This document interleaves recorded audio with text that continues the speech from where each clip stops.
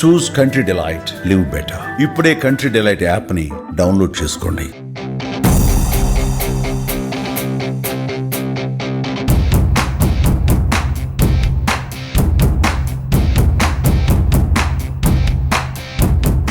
So ప్రస్తుతం మనతో పాటు మంత్రి నారాయణ ఉన్నారు, ఆయనతో మాట్లాడతారు. సార్ నమస్తే. మహానాడు ఎలా ఉంది? సక్సెస్ అయింది అనుకోవచ్చు? చాలా సక్సెస్ఫుల్ అండి, ఊహించిన దానికంటే ఎన్నో రెట్లు. ఎందుకంటే ఎంతో కార్యకర్తలు ఎంతో ఉద్దేశంగా మేము ఊహించిన దానికంటే ఎంతో ఎక్కువ మంది వచ్చారు యాక్చువల్గాను. వాళ్ళ ఆనందానికి హద్దులు. దానికి కారణం ఏంటంటే గత 5 సంవత్సరాల్లో వాళ్ళు చూసిన అరాచక పాలన, ఈ 1 సంవత్సరంలో ప్రభుత్వం చేసిన అనేక సంస్కరణలు, సంక్షేమ పథకాలు, డెవలప్మెంట్స్. ఖజానా లేకపోయినా 10 లక్షల కోట్లు అప్పుతో ఉన్న ముఖ్యమంత్రి గారికి ఉన్న అపార అనుభవంతో యాక్చువల్గా ఆయన తీసుకొచ్చారు. అందువల్ల ఈరోజు కార్యకర్తలు ఎంతో జోష్ ఉంది, ఎంతో ఆనందంగా ఉన్నారు. తీర్మానాల్లో అమరావతి గురించి ప్రత్యేకంగా కొన్ని తీర్మానాలు చేసే అవకాశం ఏమైనా ఉంది?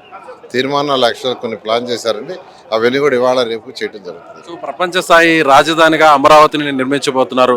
అందులో ప్రధాన బాధ్యతను మీరు పోషిస్తున్నారు. ఇప్పటికే అనేక ప్రాంతాలు తిరిగారు. సో ఎన్ని రోజుల్లో అమరావతి కంప్లీట్ అయినటువంటి అవకాశం ఉందంటారు? ఈ మహానాడు నుంచి మీరేం చెప్తారు? అమరావతి రాజధాని యాక్చువల్గా 3 yearsలో కంప్లీట్ చేయాలి ముఖ్యమంత్రి గారు ఆదేశించారు. ఆ విధంగా అడుగులు వేస్తూ ముందుకు పోతుంది. ఖచ్చితంగా 3 సంవత్సరాలు కంప్లీట్ చేస్తాం. ఆ రోజు రైతులకు ఏదైతే మాట ఇచ్చామో మాట తప్పకుండా ముందుకు పోవడం జరుగుతుంది. సో రైతులకు లేనటువంటి నొప్పి కొంతమంది వైసీపీ నేతలకు ఉందని టీడీపీ నేరుగా చెప్తుంది. వాళ్ళు భూములు ఇస్తున్నా కూడా ఎందుకు పదే విమర్శిస్తున్నారని. ఇంకా వాళ్ళ ఆలోచనలో మార్పు రాలేదంటారా? అంటే యాక్చువల్గా ముఖ్యమంత్రి గారు ఈరోజు ఆలోచించేది ఒక అడ్మినిస్ట్రేటివ్ సిటీస్ కాదండి, అక్కడ ఒక ఎకనామిక్ గ్రోత్ రావాలి, ఎంతోమందికి ఉద్యోగాలు రావాలి.